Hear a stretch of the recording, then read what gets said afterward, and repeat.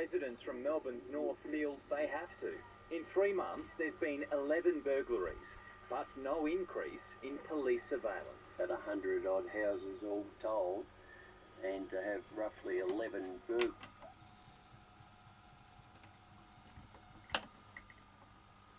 Number of townspeople joining the crime-fighting crusade, and so far, it seems to be working. One man...